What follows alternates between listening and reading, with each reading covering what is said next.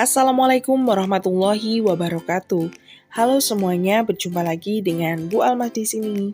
Kali ini kita akan belajar tema 6 subtema 3, matematika tentang menentukan pengukuran berat benda dengan satuan tidak baku dan PPKN pengamalan sila ketiga Pancasila. Pertama, kita akan melakukan suatu percobaan, yaitu mengukur berat benda menggunakan timbangan sederhana. Alat yang harus disiapkan adalah gantungan baju, plastik, kelereng atau koin ya. Kemudian benda-benda yang dapat kalian ukur ada boneka, buku, mainan, pensil, ataupun botol plastik bekas. Oke, langkah-langkah mengukur berat benda menggunakan timbangan sederhana. Siapkan alat penimbang. Yang tadi ya, gantungan baju kita siapkan. Kemudian, letakkan kedua plastik pada ujung gantungan baju. Jadi plastiknya juga harus sama ya ukurannya. Setelah itu, masukkan benda yang akan ditimbang. Dimasukkannya di salah satu plastik saja ya. Jadi, yang plastik selanjutnya, masukkan kelereng atau koin sampai timbangannya sejajar atau seimbang. Yang satu kita masukkan benda, yang satu kita masukkan kelereng atau koin. Nah, jika gantungan tadi sudah sejajar, berarti sudah pas ya antara berat benda dan kelereng ataupun koin.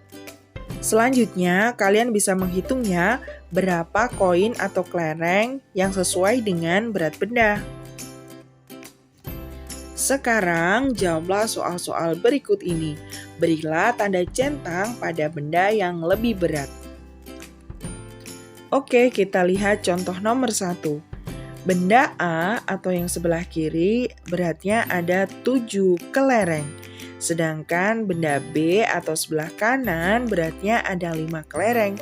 Manakah yang lebih berat? Ya, yang lebih berat adalah benda A, karena jumlah kelerengnya lebih banyak ya. Jadi kita centang yang A. Sudah bisa ya? Mari kita kerjakan yang lainnya. Nomor 2, kira-kira berat benda A berapa kelereng? Ya, ada 3 kelereng. Berat A sama dengan 3 kelereng. Kemudian berat benda B, ya, ada 5 kelereng. Berat benda B sama dengan 5 kelereng. Kita tulis seperti ini ya. Kemudian mana yang lebih berat?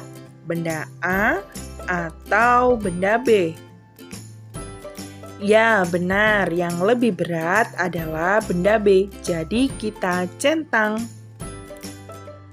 Kita lanjutkan nomor 3. Berat benda A berapa ya? Ya, berat benda A sama dengan 5 kelereng. Dan berat benda B ada berapa? Ya, ada 8 kelereng. Mana yang lebih berat? Yang lebih berat adalah benda B ya, karena jumlahnya lebih banyak. Kita centang. Selanjutnya nomor 4. Berat benda A sama dengan, ya, 5 kelereng. Berat benda B sama dengan 3 kelereng.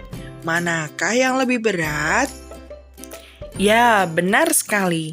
Benda yang lebih berat adalah benda A sebanyak 5 kelereng. Kita centang ya. Selanjutnya soal terakhir atau nomor 5. Berat A sama dengan 5 kelereng.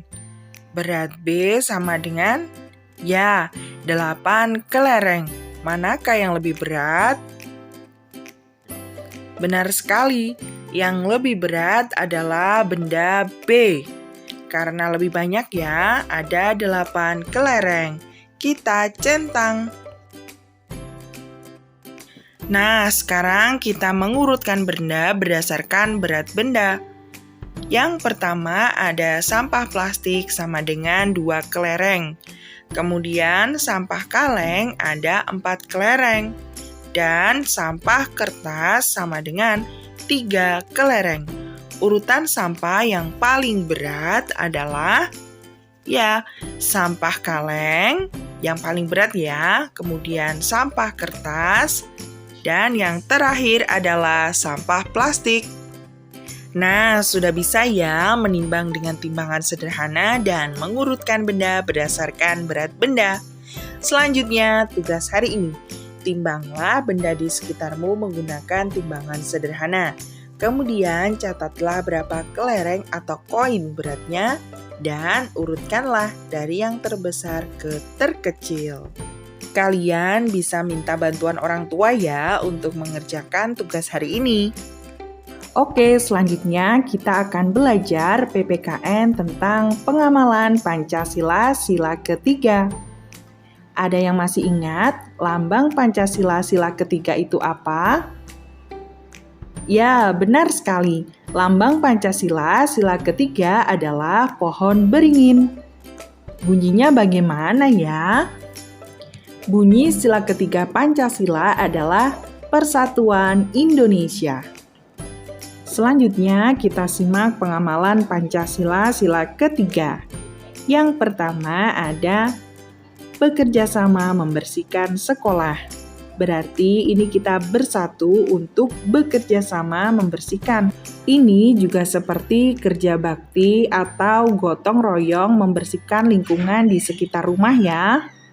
Itu juga termasuk contoh sikap yang sesuai dengan Pancasila sila ketiga. Yang kedua ada tertib saat mengikuti upacara di sekolah.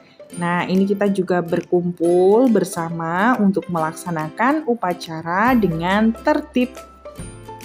Selanjutnya, ada tidak membeda-bedakan suku dan agama. Karena di Indonesia ini mempunyai beragam-ragam suku, agama, kebudayaan, dan lain sebagainya, maka sebagai warga Indonesia yang menerapkan sikap yang sesuai dengan Pancasila sila ketiga, kita juga harus bersatu dan tidak membeda-bedakan ya. Seperti semboyan bangsa Indonesia yaitu Bhinneka Tunggal Ika, berbeda-beda tetapi tetap satu jua. Contoh sikap yang lainnya adalah mengutamakan kepentingan umum. Nah, kita bisa melihat bahwa di sini ada gambar contohnya kerja bakti. Kerja bakti di lingkungan rumah merupakan kepentingan umum ya, jadi untuk semua warga. Kebersihan itu juga untuk semua warga. Contohnya adalah saat di lingkungan rumah mengadakan kerja bakti. Nah, kita tidak boleh tinggal diam ya, atau kita hanya bermalas-malasan di rumah tanpa membantu. Kita harus membantu atau ikut kerja bakti. Itu merupakan mengutamakan kepentingan umum daripada kepentingan diri sendiri. Nah, jadi ada beberapa ya sikap yang sesuai dengan sila ketiga Pancasila. Ada bekerja sama membersihkan sekolah, tidak membeda-bedakan suku dan agama, kemudian tertib saat mengikuti upacara di sekolah, dan mengutamakan kepentingan umum. Kalian juga harus menerapkannya di kehidupan kalian ya. Oke, cukup sekian ya pembelajaran kita hari ini. Tetap semangat dan jaga kesehatan. Wassalamualaikum warahmatullahi wabarakatuh.